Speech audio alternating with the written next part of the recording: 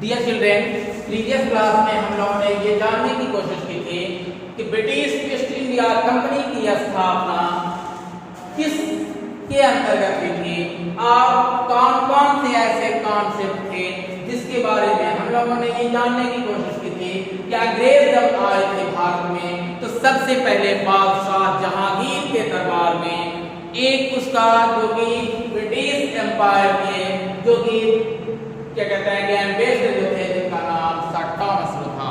सबसे पहले हॉकिंस आते हैं। हॉकिंस को अनुमति नहीं दी जाती है जहांगीर के द्वारा। तब उसके बाद लगभग अप्रॉक्स 1612 के आसपास सर थॉमस लो आते हैं। सर थॉमस लो को बादशाह जहांगीर के द्वारा उसके रॉयल चार्टर पर हिंदुस्तान में व्यापार करने की अनुमति दे दी जाती है। किसके द्वारा? बादशाह जहांगीर के द्वारा। जहांगीर, इसके दरबार में कौन आ रहा है? सर थॉमस लो।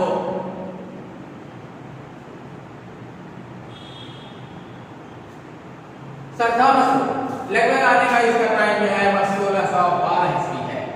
जहांगीर के दरबार में आता है। इसको इसने ऑर्डर कर दिया, अपने रॉयल चार्टर को लेकर के आता है, जो कि इंग्लैंड की महारानी एलिजाबेथ के द्वारा दिया गया शाही फरमान अध्यादेश था, जिसको कि ऑर्डर करने के लिए उसने कहा था कि हिंदुस्तान के बादशाह जहांगीर से मैं इंग्लैंड वाले जो है व्यापार करना चाहती हूँ। किसने कहा था? एलिजाबेथ को ने व्यापार करना चाहती हूँ। जहांगीर ने इसको ऑर्डर कर दिया था 1612 के आसपास। ऑर्डर जब हो जाता है तब उसके बाद इस सिचुएशन में अब अंग्रेजों का यहाँ आना जाना शुरू हो जाता है इंडिया में। लेकिन जहांगीर से लेकर के और औरंगजेब तक मुगल एम्पायर जो कोई भी जो थे वो ज्यादा स्ट्रांग थे। इसलिए कि मैं आपको बता दूं जरा पीछे चल करके कि जहांगीर के बाद जो है हम लोगों ने क्लास 7 में पढ़ा था कि जहांगीर का पीरियड जो था वह 1605 से लेकर के 1627 ईस्वी तक था। जहांगीर के बाद औरंगजेब आता है, सॉरी शाहजहां आता है। शाहजहां इसका पीरियड जो है 1627 से लेकर के 1657 ईस्वी तक था। और 1657 में इसके बेटे औरंगजेब के द्वारा बादशाह शाहजहां को कैद कर लिया जाता है और 10 साल तक ये कैदी जिंदगी बिताता है। और शाहजहां की मृत्यु जो है वह अप्रॉक्स 1667 ईस्वी में हो जाती है। किसी ने 67 में लिखा है, किसी ने 68 में लिखा है। और तब जो है वो शाहजहां के बाद औरंगजेब आता है।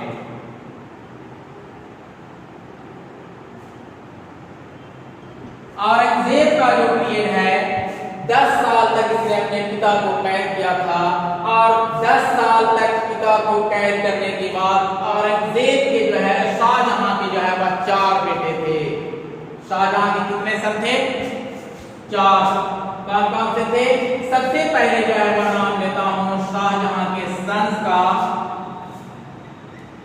शाहजहां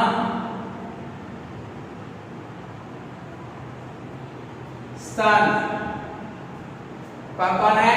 सबसे पहला दारा, दूसरा शुजा,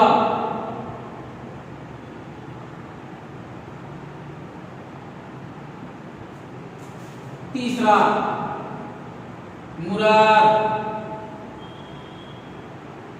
चौथा औरंगजेब।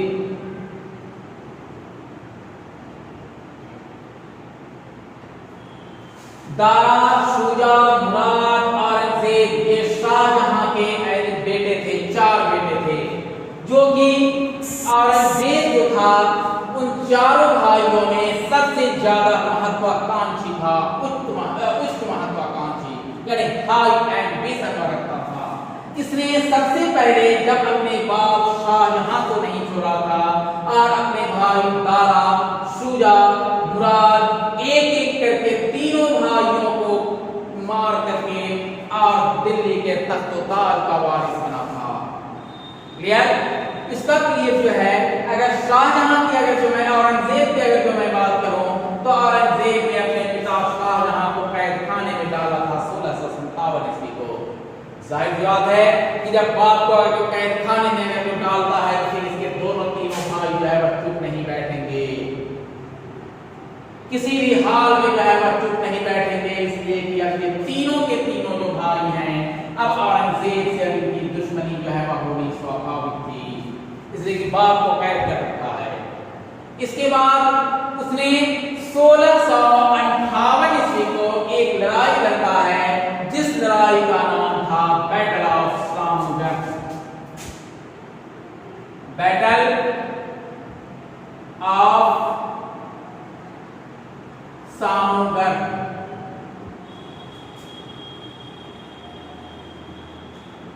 गढ़ दिए battle of Samugarh. Battle of Samugarh में इसने अपने दो भाइयों को मिलाकर के दारा का काम तमाम किया था। फिर जो है वह सेकेंड लड़ाई जो होती है यानी 1658 ईस्वी को बैटल ऑफ सामूगढ़ होता है। तीसरी लड़ाई होती है बैटल ऑफ धरमट।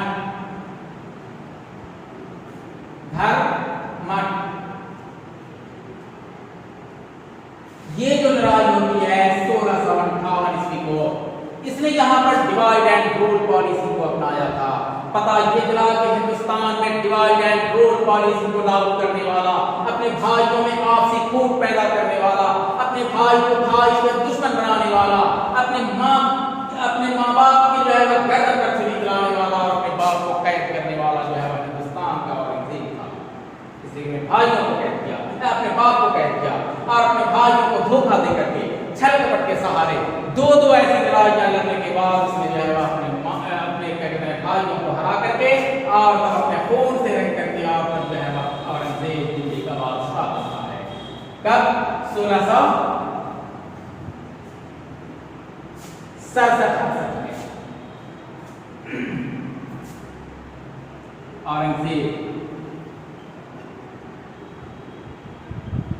1667 या फिर किसी हिस्टोरियन ने 1668 भी कहा है। ठीक है, 10 साल तक इसने अपने पिता को जो है वह कैद किया था और कैद करने के बाद जो है वह क्या कहते हैं कि अपने बाप के नाम पर ही जो है वह शासन करता रहा। लेकिन फाइनली जब इसकी मौत हो जाती है शाहजहां की, तब 1667 ईस्वी में यह जो है दिल्ली के तख्त-ओ-ताज का ऑर्डर होता है। शाहजहां औरंगजेब का जो पीरियड था वह 1707 ईस्वी तक था। 1707 ईस्वी में इसकी मौत हो गई थी। औरंगजेब की मौत जो है 1707 ईस्वी में, लगभग ऐसा माना जाता है कि इसने 40 साल तक हुकूमत की थी, नो डाउट। अब और पीछे अगर हम चलते हैं तो जहांगीर के पहले जो है वह अकबर था, अकबर के पहले जो है वह हुमायूं था और हुमायूं के पहले जो है वह बाबर था। क्योंकि हम लोगों ने क्लास 7 में पढ़ा था कि इंडिया में मुगल एम्पायर का फाउंडर जो था वह बाबर, जो कि बाबर जो था उसने फर्स्ट बैटल ऑफ पानीपत को जीतने के बाद सबसे पहली बार मुगल एम्पायर की स्थापना की थी। कब? 21 अप्रैल 1526 ईस्वी को। आहिस्ता आहिस्ता ये सिलसिला जो है वह लंबा चलता चला गया और 1526 से लेकर के और सीधे जो है वह अंग्रेजों क्या कहता है कि मुगलों का क्रेज जो था वह एक लंबे दौर तक चलता रहा। औरंगजेब के मरने के बाद मुगल एम्पायर जो था वह बिल्कुल जो है वह कमजोर होता चला गया था और आहिस्ता आहिस्ता इसके जो कोई भी जो शासक जो थे वह बहुत ही कमजोर और अयोग्य साबित हुए थे। इसी का फायदा उठाया था इसने अंग्रेजों ने, क्योंकि अंग्रेज जो थे वह जहांगीर के दरबार में आकर के अपने रॉयल चार्टर पर ऑर्डर ले चुके थे इंडिया में व्यापार करने के लिए। जैसे ही अपने शाही सम्मान अध्यादेश पर जो है वह अंग्रेजों ने जब ऑर्डर ले लिया था, तब उसके बाद उन्होंने ये देखा कि हिंदुस्तान के जो लोग हैं वो आपस में बिखरे हुए हैं, इन लोगों में आपसी फूट है और इसी आपसी फूट का फायदा उठाते हुए अंग्रेजों ने सबसे पहली अपनी पॉलिसी जो लागू की थी उसका नाम था डिवाइड एंड रूल।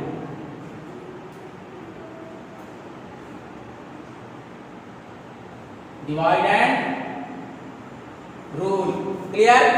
बांटो और राज करो, फूट डालो, शासन करो, इसलिए कि भाई को भाई से लड़ा दो, बाप को बेटे से लड़ा दो, पड़ोसी को पड़ोसी से लड़ा दो, एक दूसरे के बीच जो है वह नफरत की ऐसी दीवार खड़ी कर दो जिससे कि तुम्हारा मामला जो है वो आसान हो सके। किसका मामला?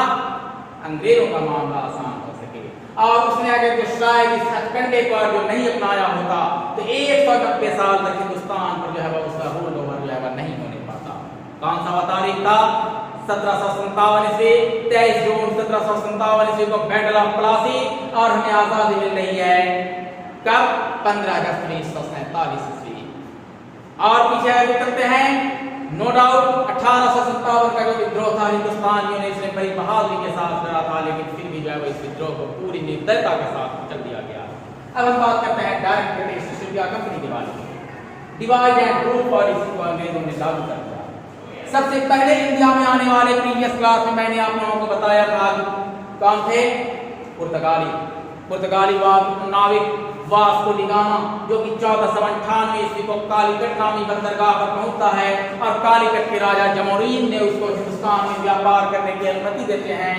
उसके बाद पुर्तगालियों के बाद जो है वह डच आते हैं, डचियों के बाद फिर फ्रेंच आते हैं, और लास्ट स्टेज में आने वाले हिंदुस्तान में जो थे वो अंग्रेज थे, जिसके बारे में हिस्टोरियन लेजपूल लिखते हैं कि हिंदुस्तान के खजाने की चाबी को खोजने की कामयाब कोशिश अंग्रेजों ने बंगाल में की थी, जिसको कि अंग्रेजों ने प्राप्त कर लिया, और फ्रांसीसियों ने हिंदुस्तान के खजाने की चाबी को खोजने की नाकाम कोशिश चंडीगढ़ में किया था, और उसको वो कभी अचीव नहीं करने पाए।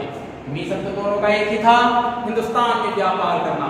मिशन तो दोनों का एक ही था, इधर ब्रिटिश ईस्ट इंडिया कंपनी है तो दूसरी तरफ जो है वह फ्रेंच ईस्ट इंडिया कंपनी है।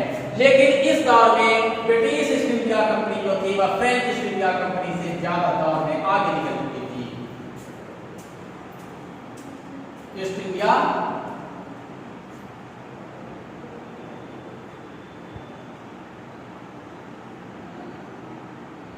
Company, British east India company को टक्कर देने में फ्रेंच ईस्ट इंडिया कंपनी जो थी वह कामयाब नहीं साबित हुई थी। अब मैं बात कर रहा हूं ब्रिटिश ईस्ट इंडिया कंपनी जो है वह किस तरह से जो है वह फलती फूलती है। जरा बैक करते हैं अपने कल्पना को पीछे ले जाकर के। सबसे पहले ब्रिटिश ईस्ट इंडिया कंपनी ने अपना कदम जो जमाया था वह कौन सा था? बंगाल। नाम सुना होगा, बंगाल। राजधानी इसकी कहां है? आज का कोलकाता। ये पुराना नया नाम है, और इसका पुराना नाम क्या है? कलकत्ता। आज का जो बांग्लादेश है, जिसको कि हम बांग्लादेश के नाम से जानते हैं, उस वक्त आज का जो ये वेस्ट बंगाल जिसकी राजधानी जो है वह कलकत्ता थी, और ये बांग्लादेश जिसकी राजधानी जो है वह ढाका है, वो दोनों का दोनों जो है वह ज्वाइंट था। यानी वेस्ट बंगाल जिसकी राजधानी कलकत्ता और बांग्लादेश दोनों जो है वह ज्वाइंट थे। लेकिन मैं इस बंगाल की बात कर रहा हूँ। उस बंगाल को जो है वह अलग तब किया गया था कि जब लॉर्ड कर्जन जो है वह बंगाल के इंडिया के गवर्नर जनरल बनकर के आए थे। लॉर्ड कर्जन 1905 1905 ईस्वी को इन्होंने बंगाल को डिवाइड कर दिया था बांग्लादेश से, जिसको कि हम बंग के नाम से जानते हैं, बंगाल का विभाजन। और इस बंगाल के विभाजन के लिए इंडिया के रहने वाले दो ऐसी बड़ी कौम जिसमें कि हिंदू और मुसलमान शामिल थे, इन दोनों ने जबरदस्त पैमाने पर जो है बंगाल विभाजन का विरोध किया था। बल्कि हिंदू बहनों ने और हिंदू औरतों ने अपने मुसलमान भाइयों के कलाई पर जो है राखी बांधा था, और उन्होंने ये जतलाने की कोशिश की थी कि British governor general Lord Curzon साहब जो है वह आपसी हमारे बीच जो है वह ताल्लुकात जो है, हमारे आपसी जो घनिष्ठ रिश्ते जो हैं, इस आपसी रिश्ते को जो है वह खत्म करने की कोशिश जो है वह नहीं कर सकते। ये लाख चाह करके भी हम इस दो बड़ी कौम को अलग नहीं कर सकते। लेकिन फिर भी जो है वह इन्होंने नहीं माना, और आखिरी स्टेज में लॉर्ड कर्जन साहब ने दोनों बंगाल को अलग कर दिया था। आज जो बांग्लादेश देखने को मिल रहा है, और दूसरा जो है वो बंगाल जिसकी राजधानी जो है कलकत्ता देखने को मिल रही है। तो दोनों का डिवाइडेशन कब हो रहा है? 1905। किसके द्वारा? लॉर्ड कर्जन जो उस वक्त जो है वो भारत के गवर्नर जनरल थे, या फिर हम यूं कहें कि वाइसराय थे, क्योंकि गवर्नर जनरल का पोस्ट जो था वो 1857 ईस्वी के विद्रोह तक ही था। फिर आगे चल करके मैं बात करता हूँ, हल्का सा मैंने इस पर फोकस किया है। अब मैं आगे बात कर रहा हूँ British east India company establish कैसे होती है। बंगाल, चलिए बगैर टिकट के, बगैर किसी सवारी के मैं सीधे आपको सेंट जोसेफ से जो है बंगाल का भ्रमण कराता हूँ। अच्छे से जो है अपना टिकट वगैरह बगैर टिकट के जो है वो बैठ जाना गाड़ी में। चलो बंगाल लिए चलता हूँ। उस वक्त जो है वो बंगाल की राजधानी जो थी वह कलकत्ता थी, और उस वक्त बंगाल के जो नवाब थे उनका नाम था अलीवर्दी खां। अलीवर्दी खां, भूलना नहीं। अलीवर्दी खां जो उनका जो पीरियड है वह 1740 ईस्वी से लेकर के 1756 ईस्वी तक था। बंगाल का नवाब है। इसने 1740 से 1756 ईस्वी तक जो बंगाल का जो नवाब था, इसने अपने दूसरे नवाब, इससे पहले जो थे वह डिप्टी नवाब थे। 1740 से पहले, बिफोर 1740 से पहले अलीवर्दी खां जो थे वो डिप्टी नवाब थे, और उसमें उस वक्त जो बंगाल के नवाब थे उनका नाम था सफदरजंग।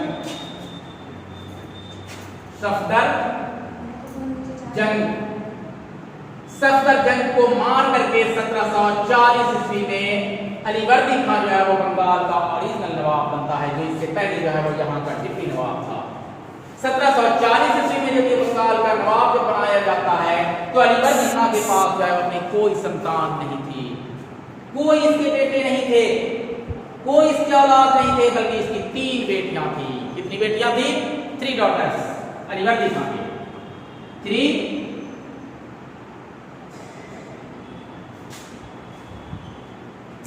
डॉटर्स, 3 बेटियां थी, और तीनों बेटियों की शादी इसने कर दी थी। लेकिन बैड लक ये था कि अलीवर्दी खां के जो तीनों जो सन इन लॉ जो थे वह इनके जीवन काल में ही जो है वह डाइट कर चुके थे, यानी इनके तीनों दामाद जो है वह मर चुके थे। बल्कि इनकी तीनों बेटियां जो थी वह क्या थी? 3 daughters were widows। तीनों बेटियां जो है वह विधवा थी, इसलिए कि तीनों दामाद उनके जो है एक्सपायर कर चुके थे। सबसे छोटी बेटी जो थी, जो सबसे हम यूं कहें कि यंगेस्ट सिस्टर क्या कहते हैं, डॉटर जो थी, यंगेस्ट डॉटर, जिसका नाम जो है वह जीनत बेगम था।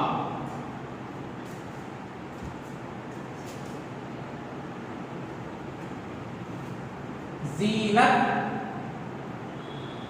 बेगम, यंगेस्ट डॉटर जीनत बेगम अलीवर्दी खां की बेटी है। इसी का एक बेटा था जिसका नाम था सिराजुद्दौला।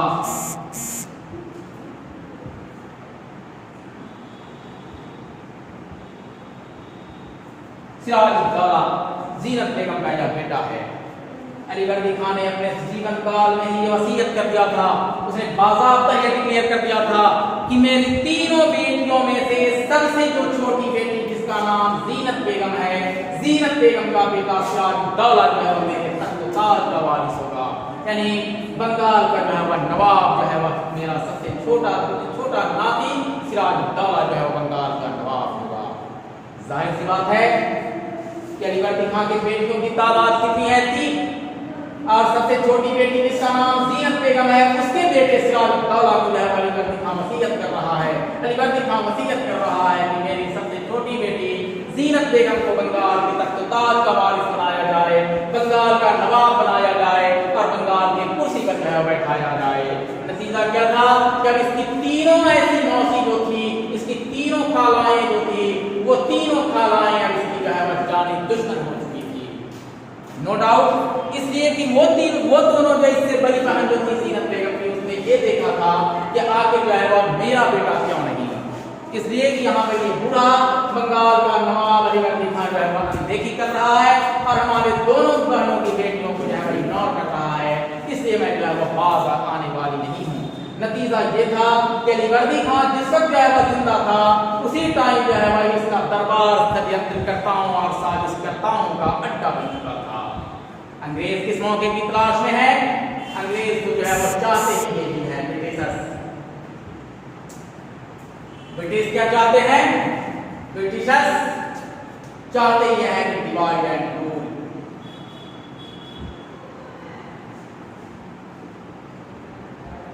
डिवाइड एंड रूल, जो इनके लिए ये सुनहरा मौका था, गोल्डन चांस था, इसलिए कि दोनों इसकी खालाएं जो है वह इसके खिलाफ है और अंग्रेज जो है वो यही चाह रहे थे डिवाइड एंड रूल।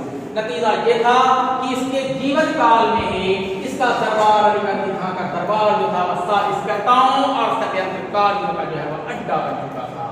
फिर हम लोग जो है नेक्स्ट क्लास में बात करेंगे कि किस तरह से धोखा दे करके छल कपट के सहारे अलीवर्दी खां के नवासे यानी इसके नाती सिराजुद्दौला को जो है वह बंगाल के नवाब से जो है वो हरा करके और 23 जून 1757 ईस्वी को अंग्रेजों की फौज का कमांड करने वाला कान रॉबर्ट क्लाइव जो है वह किस तरह से बंगाल की गद्दी को हड़प लेता है।